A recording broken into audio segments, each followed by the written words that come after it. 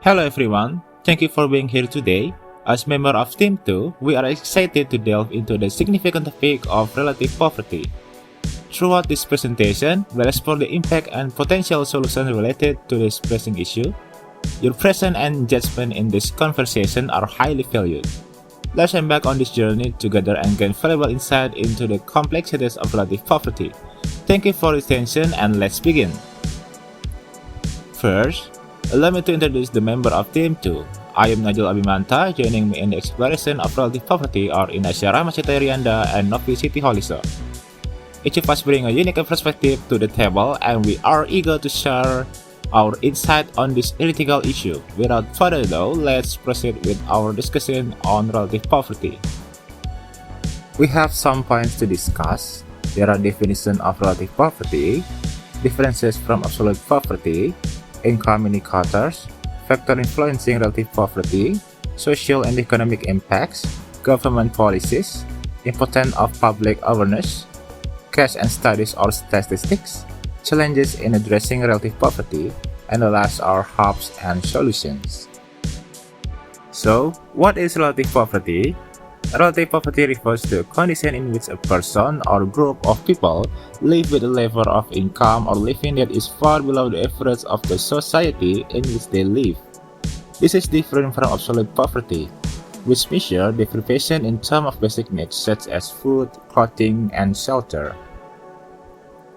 Sometimes, relative poverty is difficult to measure objectively as it depends on the social, cultural, and economic context. It can also vary between countries and regions, as living standard and the cost of living can be very different. Relative poverty is an important aspect in the overall understanding of economic inequality and inequality within a society. The importance of understanding this dimension is the first step in designing effective solutions to address inequality and ensure that all members of society can access equal opportunities for a decent life. Next, there are some differences from absolute poverty and relative poverty. In absolute poverty, any person not in a position to obtain essential commodities like food, shelter, and clothing are said to experience absolute poverty. Income level is considered in absolute poverty.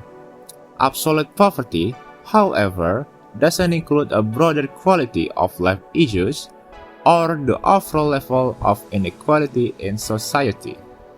What the concept failed to recognize is that individuals also have important social and cultural needs.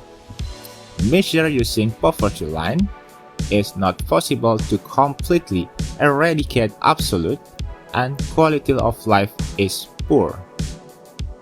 Relative poverty doesn't concentrate on biological needs, but rather makes a comparison between two people in the environment. It's not considered when measuring relative poverty is a person will still be considered poor despite meeting their basic needs.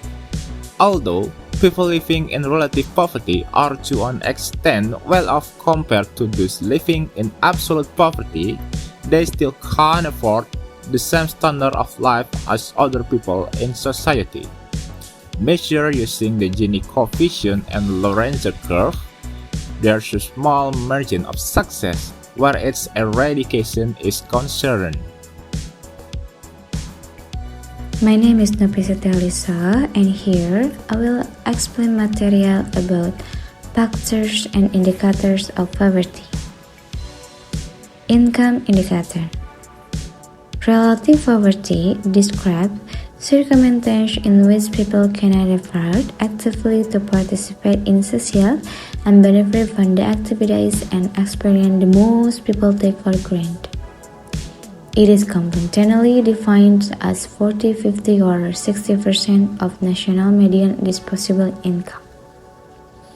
This indicator does not measure wealth or poverty below income in comparison to other residents in that country, which does not necessarily imply low standard of living. The address of poverty rate before social transfers is calculated as the share of people having unequaled disposable income before social transfer There is below the address of poverty threshold, calculated after social transfers, pensions, social old age and survivors, window and widowers benefits are counted as income before social transfer, and not as social transfer. This indicator examines the hypothetical non-extent of social transfer. The persistent at-risk of poverty rates show the percentage of the population living in households where the accumulated disposable income was below the at-risk of poverty threshold for the current years and at least 2 out of the preceding 3 years. Its calculation requires a longitudinal instrument through which the individuals are followed over 4 years. Factor influencing relative poverty. High population growth.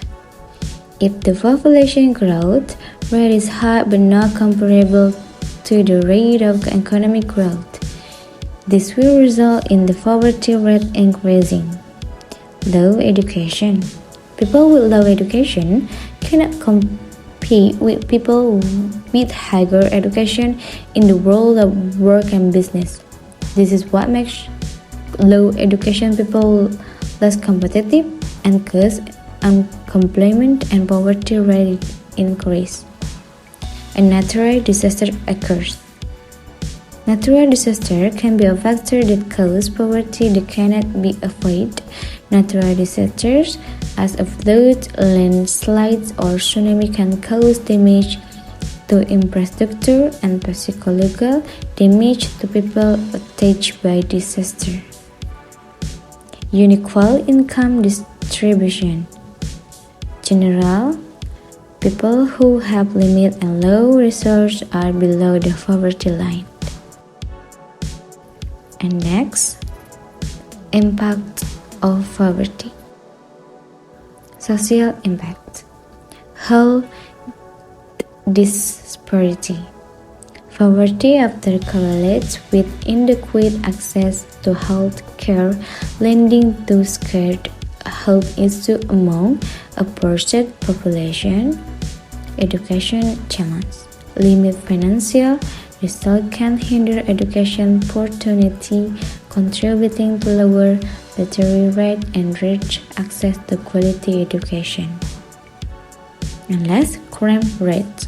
Higher poverty levels can be linked to increased crime rates, as economic desperation might drive individuals toward illegal activities. Cultural impact. Cultural erosion. Poverty can lead to the erosion of cultural practices and individuals prioritize survival over preserving traditional customs. Social stratification. Economic disparity may contribute to social stratification, creating cultural divides between different socio-economic groups. Limit cultural participation. Lack of financial resources can restrict participation in culture, even further marginalizing imported community from broad cultural experience. And next, economic impact. Reduced productivity. Poverty often results in limited access to resources and opportunity, leading to lower productivity level with the society. We can't work wage in pension, education, and healthcare among the oppressed can result in less skilled and less healthy workforce, impacting overall economic productivity.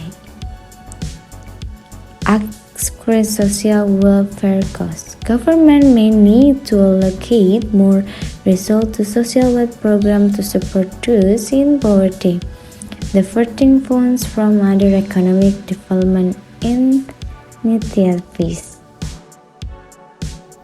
Hello, I'm Inasha, and here I will continue discussing about government and public awareness. Government policy in overcoming poverty.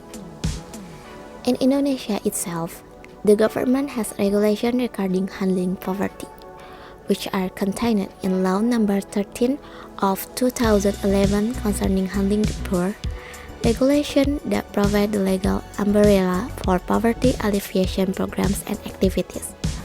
With this law in place, the government needs to do more to find the right formula so that the state can be present and can protect the poor and vulnerable to poverty.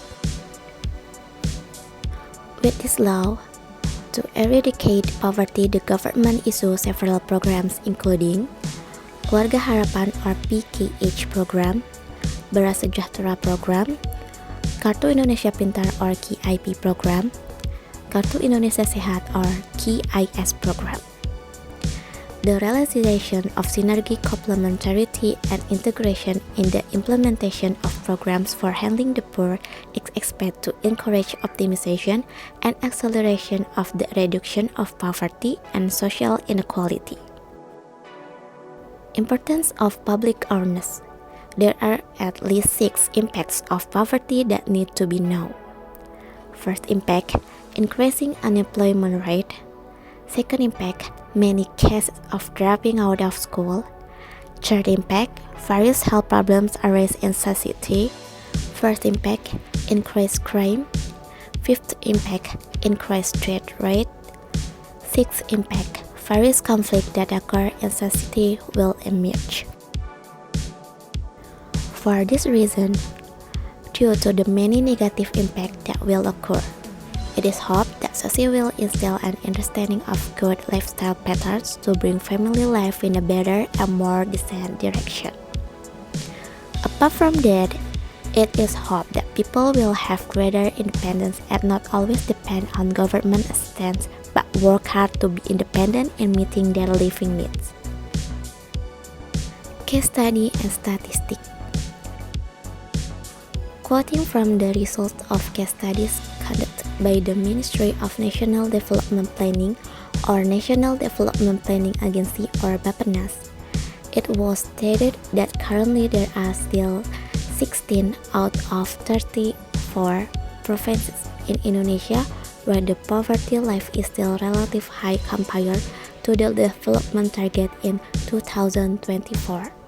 The province that has the highest poverty rate is West Papua, which is in the range of 1890% to 1920%, then followed by West Nusa Tenggara or NTT, which range from 1650% to 1690%. Let's see the statistic for the 10 provinces listed. Papua, 1890% until 1920%. NTT range, 1650% until 1690%. Maluku range, 14% until 1460%. NTP range, 1250% until 1284%. Southeast Sulawesi range 10% until 1030%. North Sulawesi range 950% until 980%. Central Sulawesi range 10% until 1030%. West Sulawesi range 850% until 870%. Gorontalo range 1370% until 14%. And the last, Yogyakarta range 1085% until 1112%. Challenges in addressing relative poverty. There are many challenges that must be faced in alleviating poverty, including: first, there are individual or pathological causes which see poverty as a result of behavior, choices, or abilities of the poor. Second, the existence of family causes which connect poverty with family education. Third, the existence of subcultural causes that connect poverty with everyday life, learned or carried out in the surrounding environment. Fourth, the existence of agency causes, which see poverty as a result of the action of other people including war, government, and the economy. Fifth, the existence of structural causes, which provides the reason that poverty is the result of social structure. Hopes and solutions. First, create awareness. The way to overcome poverty can be done by creating awareness, where social media has become an inseparable part of everyday life, so that we can use it as a voice for social good. Eliminate gender inequality, where 2/3 of the world's illiterate population are women. The ratio of boys and girls must be equal in primary, secondary, and higher education. Third, create jobs worldwide. The way to overcome poverty can be done by creating jobs throughout the world. More employment options in a country means more ways to end poverty. Fourth, educate everyone.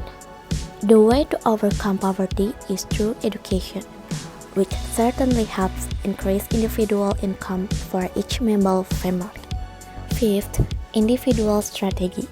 Individuals who have more education, skills, and training are usually more competitive when it comes to getting higher paying jobs, which can reduce an individual's chance of experiencing poverty. The last, access to sanitation. We can also overcome poverty by increasing access to proper sanitation and clean water. Access to clean water and sanitation can also directly affect health and education. That's it. Thank you for your time and attention. We appreciate your presence and we hope our insight on relative poverty have been valuable. If you have any question or thought, feel free to share. Have a great day!